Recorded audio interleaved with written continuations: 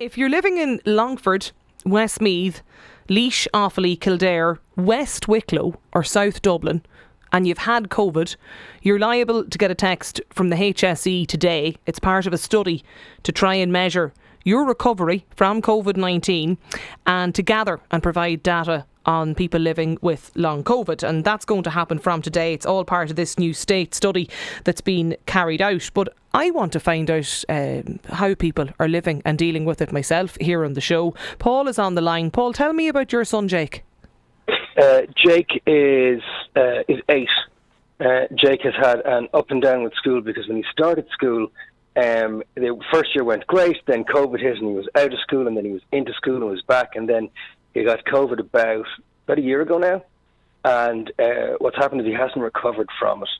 He is what they sort of diagnose as long COVID, but what it's also done is it's triggered a thing called PANS, and I'm going to read out exactly what PANS stands for. It's Paediatric Acute-onset Neuropsychiatric Syndrome, and when this kicked off, we thought that we tested him for things like on the autistic spectrum and all that kind of stuff, because it's a swelling of the brain that is post-viral. So he got this because of COVID, but then he hasn't recovered from COVID either. So he's dealing with the symptoms of COVID, where the runny nose, muscle fatigue, pain, exhaustion, brain fog, and then he's dealing with PANS. So he has uncontrollable emotions because the brain swelling affects the base ganglia. It triggers depression, irritability, anxiety. How hard was it, Paul? Sorry, how hard was it to get that diagnosis? He has been diagnosed with long COVID. There's no guidelines with any of the GPs. There's no guidelines from the HSE. There's no support. So what we had to do, it was my wife Sarah's fight, basically, because she, like any mother knows when their kids sick, she fought for it and she researched it and she went, these symptoms, it's not. We had so many GPs saying it's probably all in his head. A lot of kids are upset by going back to school, and they're like, no, this is different. This is overnight.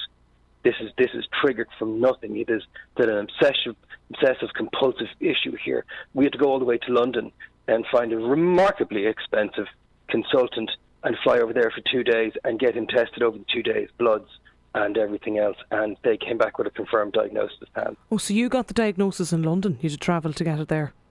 Yep. And what's the impact of this now on day-to-day living for Jake? I'm going to be honest with parents, because when we didn't understand what was wrong, and before the diagnosis, it tested all of my patients. He would go from 0 to like lashing out physically or emotionally. He would come back from school in tears because his poor little body had muscle fatigue just from being around. He, strictly speaking, only has about an hour of energy a day, and I've lost my little boy.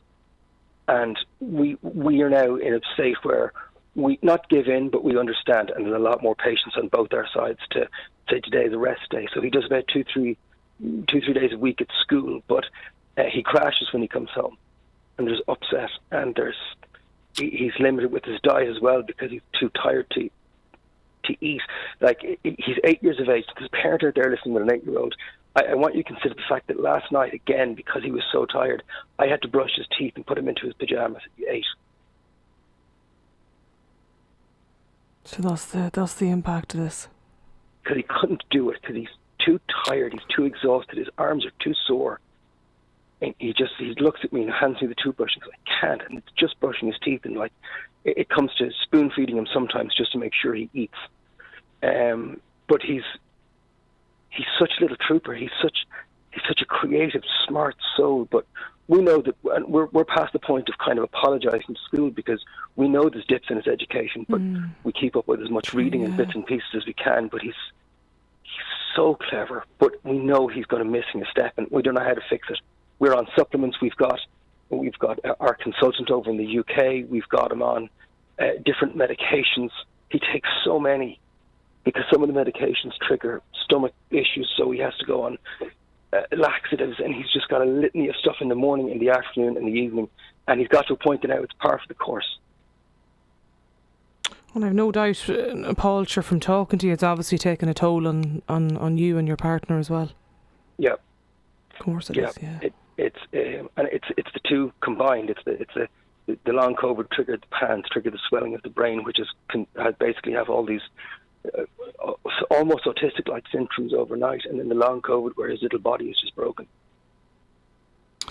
Just broken. And you've obviously heard about this study that's being carried out now by the HSE, and I just mentioned the counties, the 7 areas of the country where people are going I'm Kiltipper, so I would classify myself as South Dublin, even though I'm probably Dublin West, but I'm Celebrate born and bred, so I'll classify myself as whatever needs to get me on that survey, I'll do it. Do you know, I mentioned this at the start of the programme today, and actually quite a number of people have got in touch to say, can I take part in it? You know, I would like to take part in this survey, because you know, I want to find out if I have long COVID. I want to tell my story, and yet from what I can see, it's something that's I think it's just going to be sent out, I suppose, to people, a link to people if they want to take part in it, to give their information.